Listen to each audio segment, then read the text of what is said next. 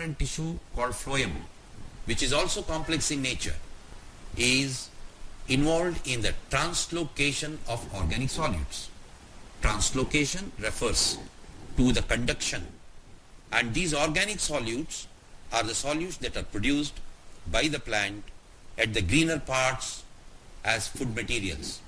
They will have to be transported to all parts of the plant where they can be either utilized or they can be stored. Hence, the phloem is considered as the food conducting tissue.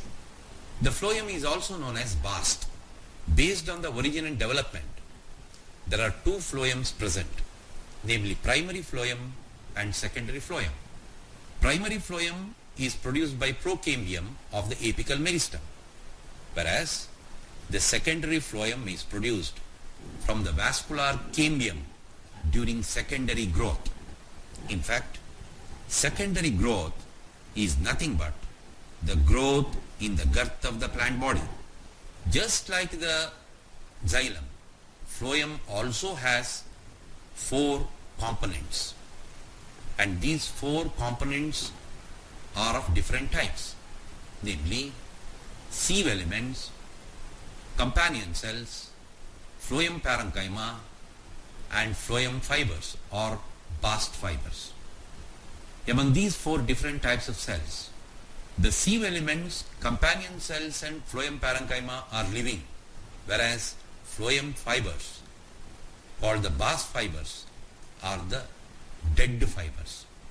Sieve tube elements are long tube-like structures arranged longitudinally and are associated with companion cells.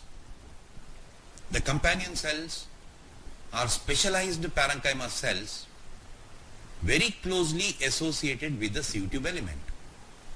The companion cells help in maintaining the pressure gradient in the sieve tubes.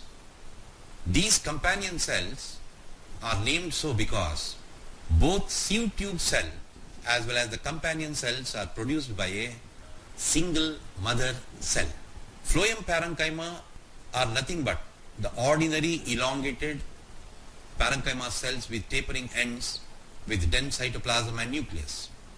In the case of the monocots, generally we do not find Phloem Parenchyma. The phloem fibers are made up of sclerenchyma cells. The first formed primary phloem consists of narrow sieve tubes and are referred as protophloem, and the later formed phloem have bigger sieve tubes and are referred as metaphloem. The sieve tube elements are elongated cells. They do have cytoplasm at their periphery. They do not show nucleus. Hence, these sieve tube cells are said to be enucleated, means cells without nuclei. At the ends of these sieve tube cells, there are sieve plates which are perforated. In fact, through these perforations, known as the sieve pores, there is a continuity of the cytoplasm of one sieve tube moving on to the other. The sieve tubes, along with the companion cells, perform the most important activity of conducting whatever the food that is being manufactured by the plants in the green parts comprising of the chloroplast. The bast fibers provide appropriate support to the phloem tissue.